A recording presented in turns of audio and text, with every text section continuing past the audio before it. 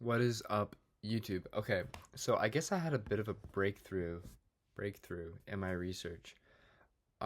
Just now, I was just doing some posture readjustments because I've been sitting at my desk all day, and I was just kind of thinking, not on technology, not doing anything, just thinking and stretching. And I realized that we do have a present monoculture. It is called youth. It is called connection. It is called the understanding of struggle. That is our monoculture. And that is something that is not seen. So it kind of goes back into my other videos about intention and authenticity. It is something that you don't see at all. It is, I mean, obviously you can tell if somebody has youth physically, like they're young, but doesn't I mean, doesn't always mean that somebody is full of youth, because youth is an actual characteristic. It is a thing talked within spiritual and religious realms and creative realms, right? Like to be youthful, like you can still be youthful as somebody who is physically elderly, right? So I've always known I've always known that there was still a monoculture at play. I just didn't know what it was. And I think because I've been making more videos about authenticity and intention, it just so happened that I came upon this thought today. So I kind of want to share like like what does a monoculture look like that is like a not real monoculture. And I think I saw a video about this, but some guy was like, "Isn't it so cool whenever you see a fashion MF with some dude who just dresses normal?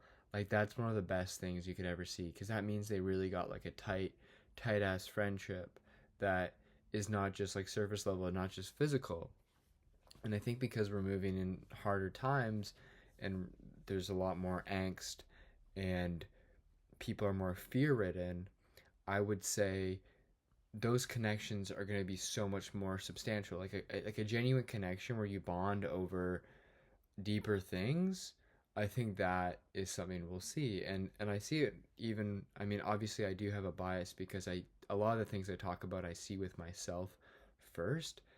Like for example, like my best friends, one of them is like, I mean, we're all really into the gym, and I think that we're just all hardworking, I think, is the main core thing. But like one is into science, one is more business slash like athletics oriented, and I'm very more like artsy and expressive. And so like we all have different interests, but we have um, connection, and we've been friends since high school, so I think that kind of plays into the thing.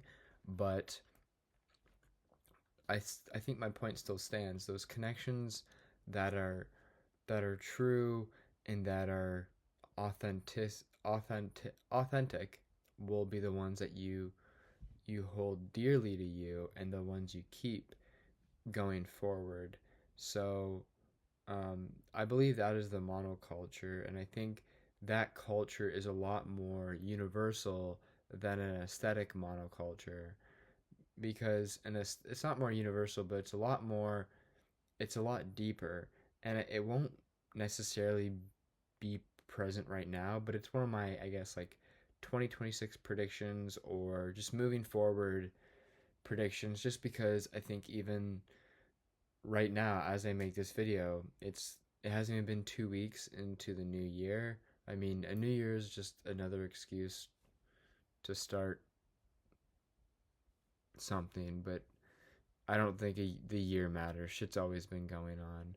But there's a lot more shit going on presently within the Western world, and it feels like the world is somewhat collapsing in a way. So people will be more connection based, in my opinion, or maybe I am just more connection based right now, and I'm more open to conversing with others who do not have the same maybe aesthetic or like physical wants and needs, but not in physical, but like more like material wants and needs, but in terms of just like the metaphysical or the unseen, I think everyone's kind of on the same page right now, especially the youth. And that's why I say the monoculture is the youth. If you are part of the youth, that is the monoculture. I mean, the youth has always been technically the monoculture and been the one to enjoy the monoculture, but we don't this there's no genre this time.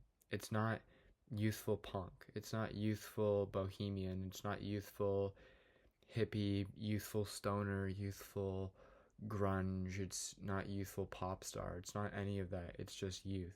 Youth in general. That's it.